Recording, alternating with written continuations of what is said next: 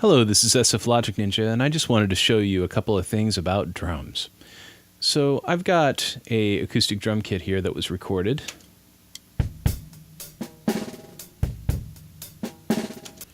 And I wanted to show you some things about processing and mixing drums in Logic, a couple of techniques and just some simple workflows that you might have. First thing that I might do with a drum kit like this is select all of them. I'm going to quick select them by dragging across the bottom. And I will send them all to the same bus. I'm going to choose bus 10, and that automatically creates an auxiliary. This auxiliary I'm going to call a drum bus. And then I'm going to hit the magical key command of Control-T. What Control-T does is it's going to create an arrange track for the selected channel strips, bringing our little auxiliary into the arrange window, which is really nice because now I have that drum bus available and I can actually move it in my mixer so my drums are all grouped together. So here's my drum bus. All of my drums are going into it. And I'm going to start on the channel strips themselves. So let's check out the kick.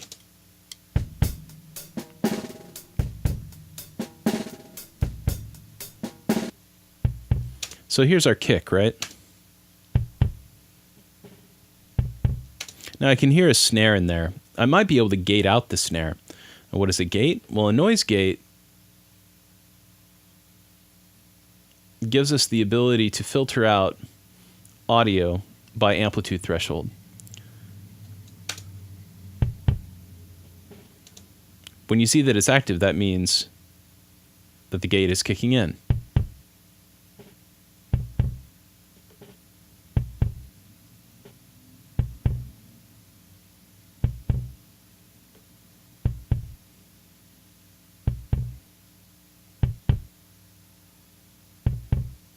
So now that snare has disappeared. Now, most of the time, what people might do next is grab a compressor and go in there and grab a compressor of their choosing.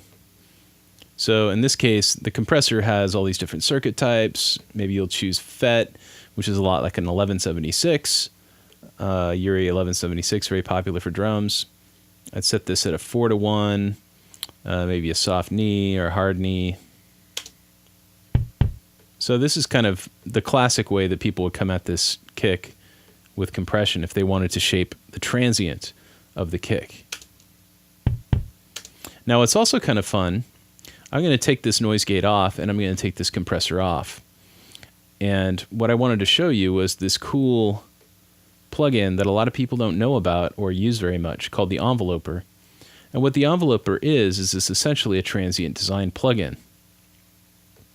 This allows you to add emphasis on the attack, and it also allows you to shorten the release of whatever transient it gets. So let's listen to that kick again. So I can shorten up the tail of the kick.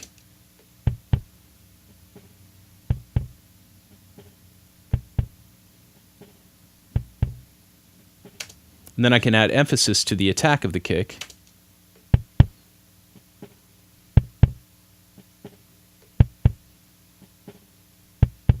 And let's bypass it.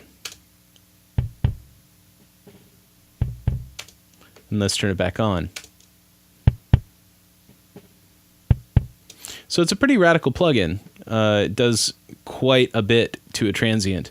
There are other plugins that do transient design that are very, very popular, and it's a very handy tool for drums. So I'm using this in lieu of a gate and a compressor at the same time, which is kind of crazy. But it's a very, very fun plugin to play with, and it doesn't need to be quite so draconian in its processing. I highly suggest that you sort of play around with it. I think you'll enjoy it. So I'll listen to that kick in the context of the rest of the kit.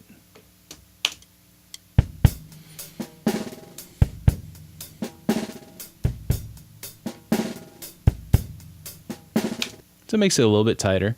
And then we might go in and EQ it, you know, take out some of the sub-frequencies. Depending on what kind of a track this is and what else is going on in your mix, you would be very careful about how you were going to play around with this kick. And this is all stuff that you could learn in one of Pyramind's engineering courses. I'm doing a pretty incredible cut here.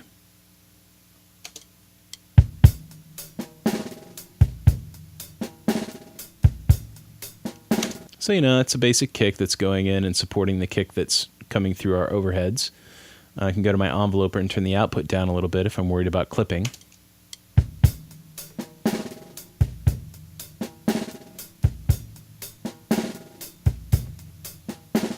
Now I see that I have a snare top and a snare bottom.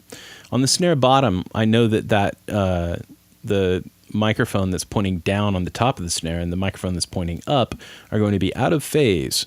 So what's 1 and -1? Well, it's 0. So if you have two mics that one's pointing down and the other's pointing up, think of that as being a positive and negative, and they're going to cancel each other out. So in Logic, if you want to flip the phase, which means take that bottom mic and it's basically going to trick it into thinking that it was pointing down instead of up, we're going to go to our inserts and go to Utility, Gain, Mono, and this gain plugin is not just for gain. You can also phase invert, which means it's going to flip that phase upside down, and our snare should sound kind of different.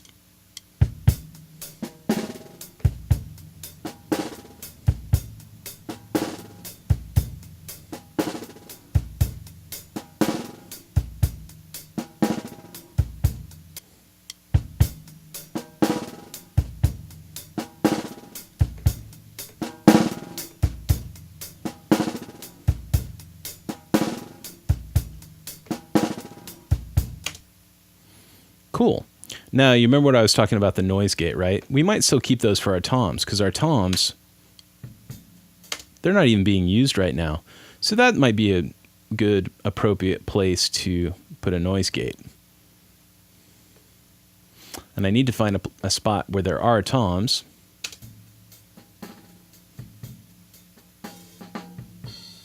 Let's see.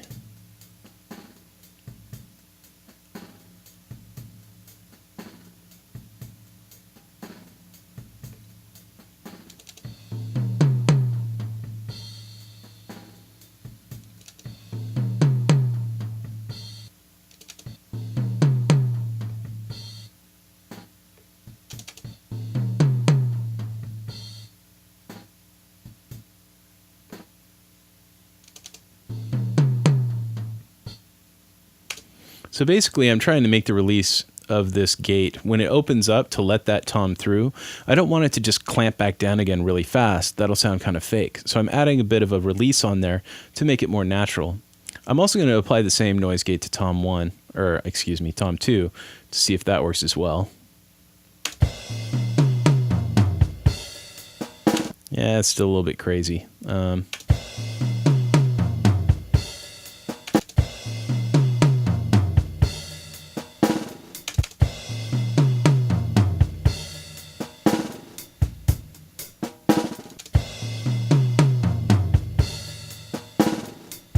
Cool, that sounds a bit more natural. Of course, it's still letting a lot back in. So again, this may be a good time to use strip silence to get out anything that's not the toms. So if I hit Control X, that brings up strip silence, and basically we can go through, this is a bit too much. I need to focus in on an area that has toms.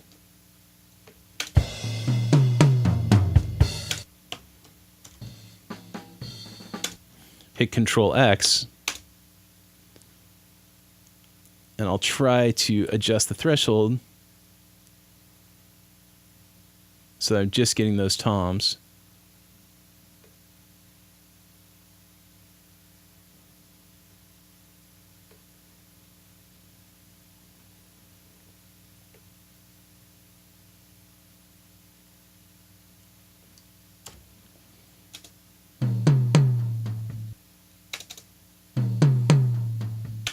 Now I could go through the rest of the tom region, hit Control X, and that's probably going to be where our toms are coming in. But in order to be really meticulous, I would have to go through and be absolutely sure that these are all toms. So if I hit OK, I would need to make sure to go through all of these regions and make sure that I'm not accidentally deleting a tom when I'm deleting everything else. So that's what Control X is all about.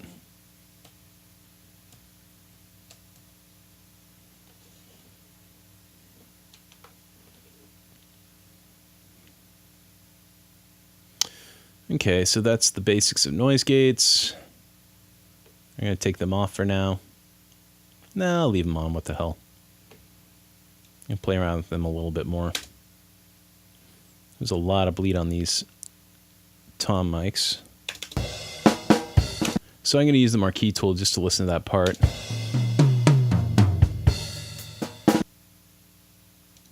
All right.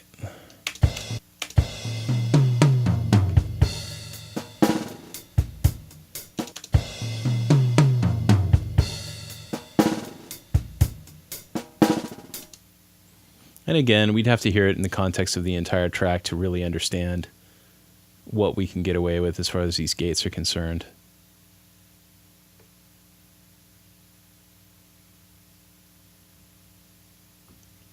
Okay, so that's noise gates. Now we do have everything going to a drum bus. And what can be kind of fun is to actually throw a compressor across the entire drum bus.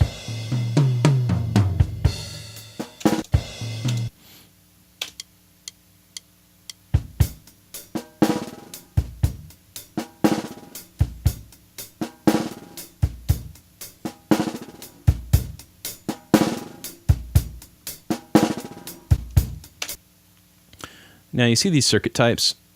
We've got Platinum and AR and AU and VCA and FET and Opto. If you really want to, you can go online and you can actually look up these different compressors. These top two are basically variable mu compressors, kind of modeled after Manley compressors. You've got VCA, which is like the SSL G series bus compressor. You've got FET, which is kind of like an 1176 by Yuri. It's a very fast FET opto compressor. And then we got Opto, which is a straight up optical compressor like an LA2A. So any of these are actually pretty nice on a drum bus. We'll try VCA first.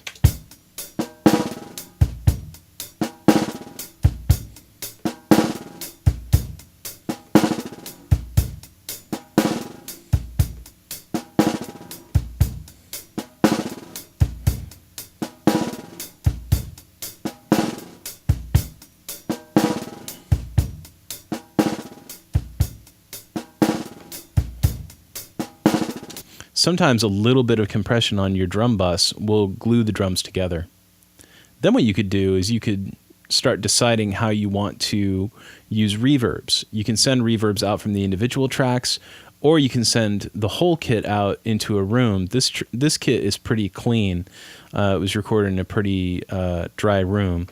So we could take a send directly from here and create sort of a global drum verb.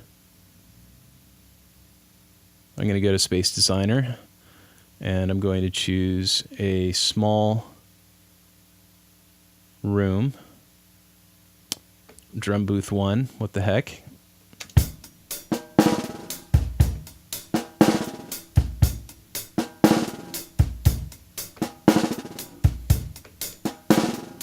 Now all of a sudden our kit sounds like it was played in a room. So there you go. There are a couple of little tricks for getting a drum kit together in Logic. Taking your drums and bussing them out to an auxiliary. Going for enveloper when you're going for something like a kick or a snare can be a great way to shape the transient of that drum. And then we've got compression, and we talked about strip silence and noise gating as well. So go ahead and experiment with that, and I hope you have fun with it, and I'll see you next time. Ciao.